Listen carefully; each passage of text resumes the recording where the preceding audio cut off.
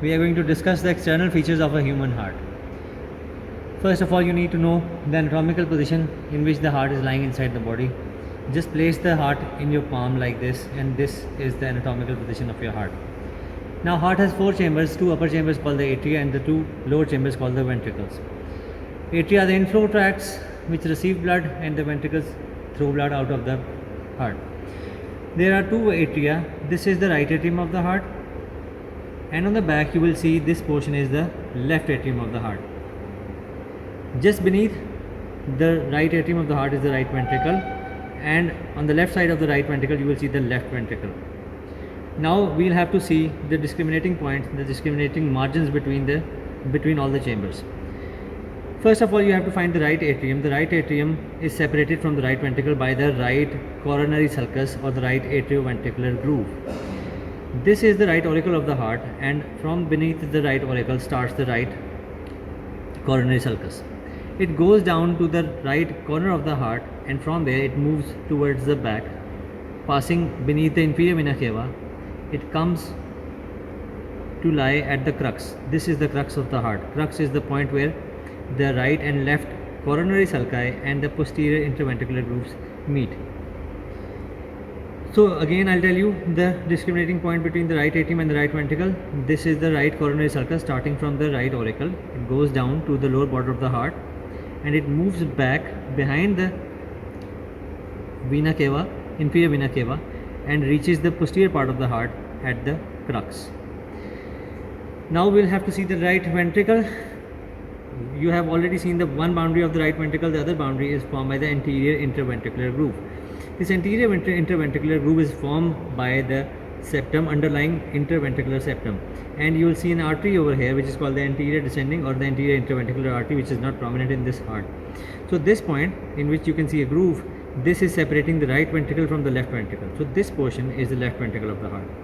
Now going back to the inferior surface of the heart, you will see there is the clear demarcation between the right and the left ventricle. This is the right ventricle and this is the left ventricle, and you can see the posterior interventricular artery in between, which is lying in the posterior interventricular groove. So this is the demarcating point of the right and the left ventricle on the inferior surface of the heart. Now you cannot see the left atrium on these surfaces. For that you will have to see the back of the heart. So at the back of the heart, this portion is the left atrium of the heart, which is identified by the entry of the pulmonary veins on both sides. This is entrance of one pulmonary vein, and this is the entrance of the second pulmonary vein of the left side.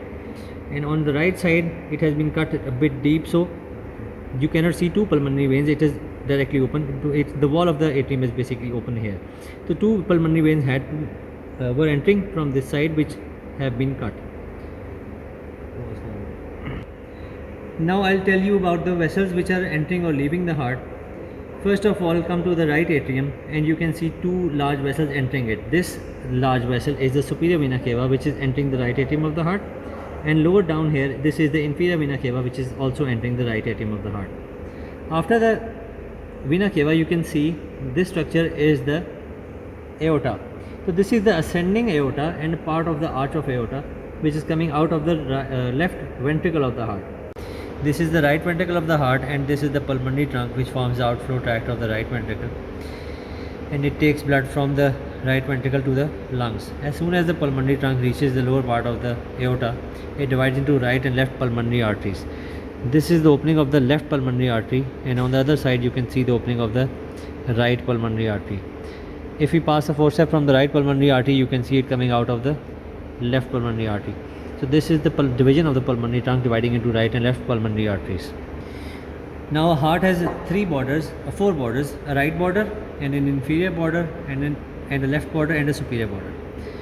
The right border is formed by the right atrium of the heart. It starts from the right side, just behind the right auricle, and goes towards the angle from where the inferior border starts. So this is the right border of the heart, starting from just behind the right auricle to the lower angle of the right side of the heart. From this angle, the inferior border starts and moves towards the apex of the heart. This is the apex formed by the left ventricle of the heart. So this is the inferior border. These are very inconspicuous borders. Now comes the left border. Left border starts from the apex of the heart moves upwards and reaches the left auricle of the heart. This is the left auricle. So this is the left border of the heart. These are the three borders.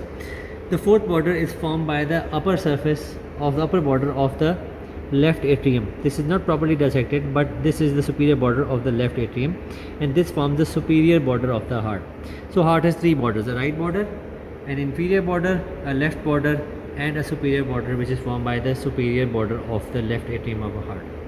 Now coming towards the surfaces of the heart, we have five surfaces. An anterior surface, which is also called the sternocostal surface because it lies just behind the sternum, and on both sides of the sternum is the costal cartilages. So this whole surface is the sternocostal surface between the right, left, and the inferior borders. So this surface is formed by three chambers of the heart: the right atrium with the right auricle, the right ventricle, and the left ventricle, last part of the left ventricle. This is the sternocostal surface of the heart. Then comes the right surface of the heart. The right surface is simply formed by the right atrium of the heart. This whole chamber is the right atrium. Then comes the left surface. Left surface is formed by the left ventricle of the heart and a part of the left auricle of the heart. So this is the left surface just behind the left border of the heart. Then comes the diaphragmatic surface, which is also called the inferior surface. Remember, this surface is not the base of the heart. This surface, the inferior surface, is also called the diaphragmatic surface. Again, I am going to turn the heart. This is the anterior surface. If you turn it upside down, this is the surface which was lying on my hand. So this is the diaphragmatic surface of the heart. It is also called the inferior surface. But remember, I am telling again, this is not the base of the heart. This diaphragmatic surface is formed by the right ventricle and the left ventricle, as seen by the division which is made by the posterior interventricular groove having the posterior interventricular artery. Then comes the last surface, which is the base of the heart. The base of the heart is formed by the posterior surface of left atrium, and the apex of the heart is formed by the left ventricle. I am going to quickly revise all the borders and the surfaces. This is the right border formed by the right atrium. This is the inferior border, which starts from the right angle towards the apex of the heart, and this is the left border, which starts from the apex of the heart and reaches the left auricle of the heart. Then comes the surfaces. This is the sternocostal surface formed by the right atrium, the right ventricle, and the left ventricle. Then comes the right surface of the heart formed by the right atrium of the heart. Then comes the left surface of the heart, which is formed by the left ventricle and part of the left auricle of the heart. Then is the diaphragmatic or inferior surface, which is formed by the right and left ventricles of the heart. Then comes the posterior surface or the base of the heart, which is formed by the left atrium of the heart. Yep. Now we will discuss the grooves which are separating the chambers of the heart. Remember, the atria and the ventricles are separated by the atrioventricular grooves or the coronary sulci, and both the ventricles are separated from each other by the interventricular grooves or the interventricular sulci. Now first we will see the groove between the right atrium and the right ventricle, which is called the right coronary sulcus or the right atrioventricular groove, and it starts just inferior to this right auricle. So you can clearly see this groove from here. This is the right coronary sulcus, and it moves down. It passes from the inferior angle of the heart, the right angle of the heart, and it passes from the medial side of the inferior vena cava. Going downwards, it reaches the posterior surface of the heart, inferior surface of the heart, and it ends where the posterior interventricular groove meets the coronary sulci. So this is the point where the right coronary sulcus ends. The right coronary sulcus, again, it starts from the right auricle of the heart, goes down towards the angle, passes from the medial side of the inferior vena cava and ends at the posterior interventricular groove. Then comes the interventricular groove. This is the anterior interventricular groove because it is on the anterior surface, and it separates the right ventricle from the left ventricle, and this here goes the anterior interventricular groove. And if you can see, there is a small artery in it which is called the anterior descending artery, which is not very clear in it. I'll show it on another heart. It goes down, it is a bit medial from the apex of the heart, and you can see on the inferior surface of the heart it moves backwards and reaches the crux of the heart. The crux of the heart is the point where the right and left coronary sulci and the posterior interventricular groove, they all meet. Now we'll try to find the left coronary sulcus. To find the left coronary sulcus, you will have to go deep to the left auricle of the heart. This is the left auricle. If you pick it up, this portion is the left coronary sulcus. It goes behind, inferior to the left atrium. This is the left atrium and this is the left ventricle. It is separating the left atrium from the left ventricle. So this is the left coronary sulcus, and it reaches a point where the posterior interventricular groove meets the coronary sulci. So this is the crux of the heart, where the right and left coronary sulci and the posterior interventricular groove are meeting. There is the groove which joins the superior vena cava and the inferior vena cava. This is the groove, and this is called the sulcus terminalis. This sulcus is formed due to a ridge which is on the inner surface of the heart. It is called the crista terminalis.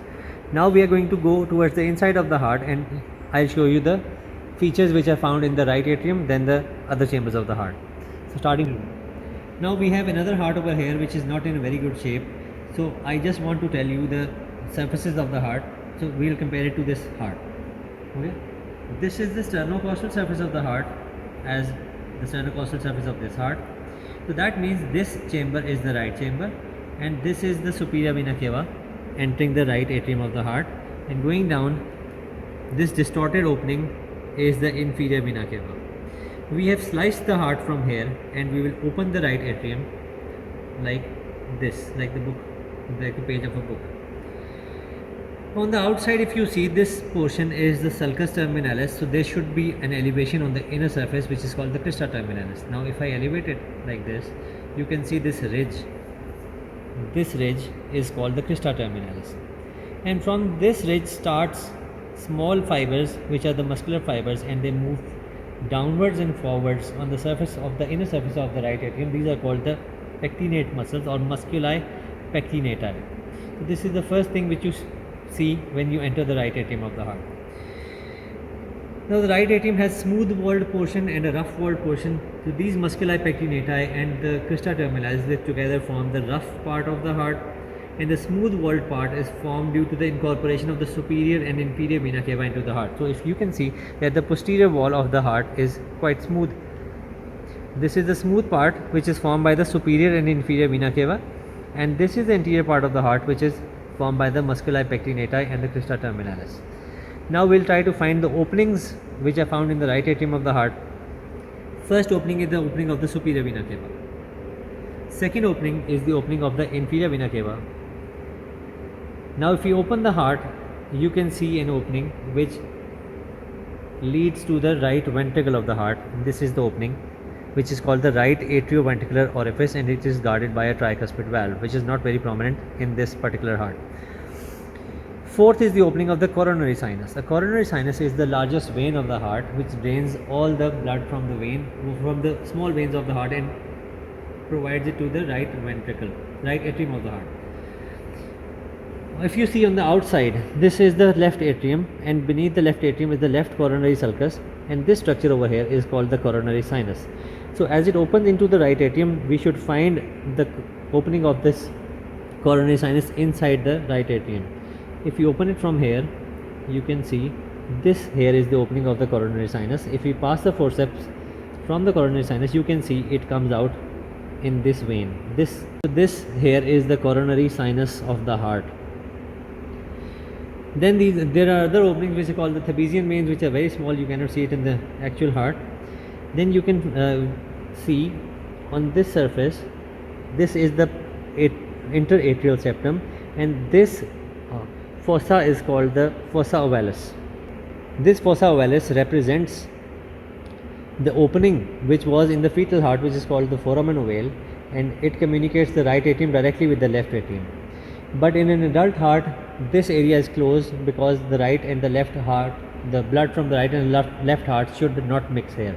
So this is another heart which is in which the right ventricle is also open. So I'll open the right ventricle and show you the inside of the right ventricle. First identify the chambers. This is the right atrium of the heart, this is the right ventricle, and this is the left ventricle. This is the apex of the heart, this is the right side of the heart. This is the aorta, and this is the superior vena cava. So we are entering the right atrium, and here we open the right atrium of the heart, and you can see the opening of the inferior vena cava here, in which my finger is passing, and the atrioventricular orifice is down here, over here. If we pass the forceps from here, it should enter the right ventricle of the heart.